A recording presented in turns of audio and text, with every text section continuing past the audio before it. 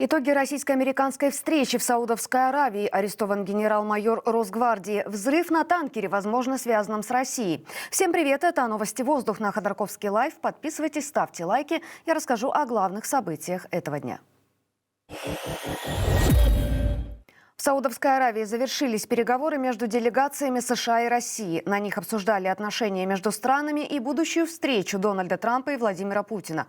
Разговор продлился 4,5 часа. Россия и США договорились восстановить штат посольств в Москве и Вашингтоне. Об этом заявил госсекретарь Марко Рубио. А помощник Путина Юрий Ушаков по итогам встречи сказал, что разговор прошел неплохо. Провели 4,5 часа вместе. Да. А что, почему нет? Был очень серьезный разговор по всем вопросам, которые мы хотели затронуть.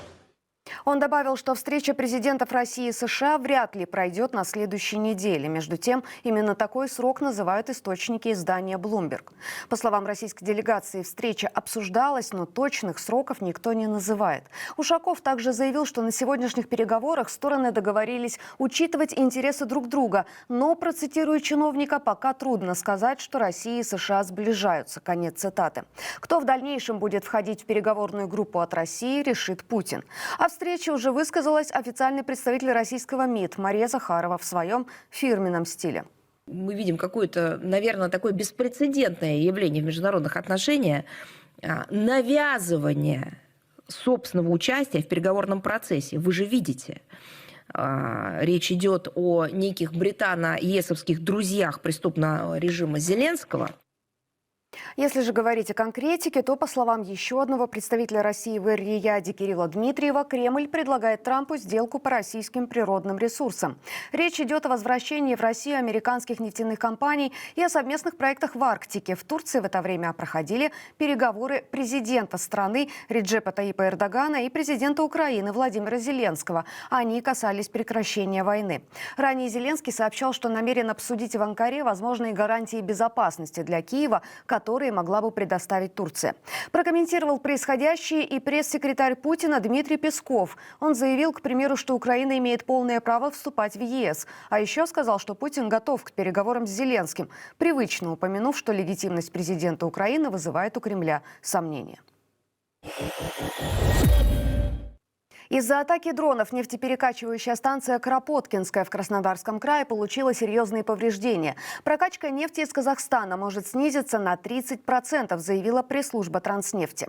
Последствия атаки будут устранены лишь через 1,5-2 месяца. Поврежденная станция входит в Каспийский трубопроводный консорциум. Он обеспечивает транспортировку нефти из Казахстана в Новороссийск, откуда она отгружается на экспорт по морю. А атакованный дронами объект – это крупнейшая станция консорциума в России.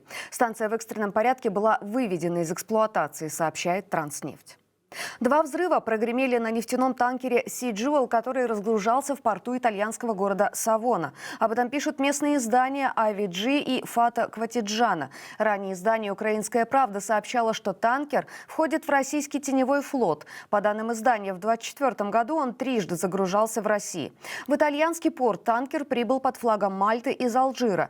В результате взрывов в его корпусе образовалась пробоина, пострадавших нет. Инцидент расследует прокуратура Савоны. Она рассматривает разные версии от технической неисправности до столкновения и срабатывания взрывного устройства.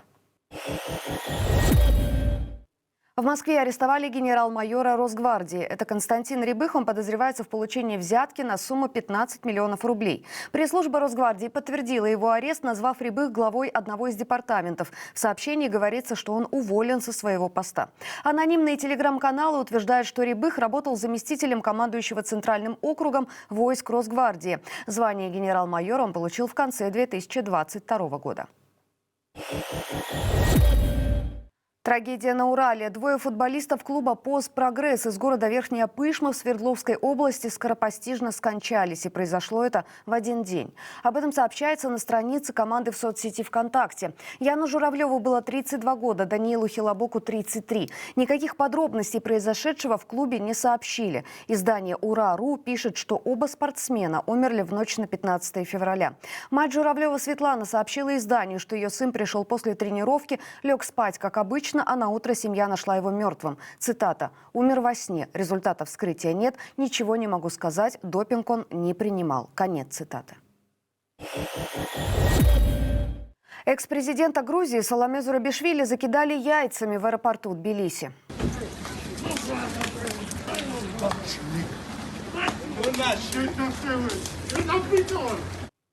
Зурабишвили возвращалась в Грузию с Мюнхенской конференции по безопасности. По данным журналистов канала Пирвали, нападавшие назвали Саломе предательницей Родины, а полиция не вмешалась в происходящее.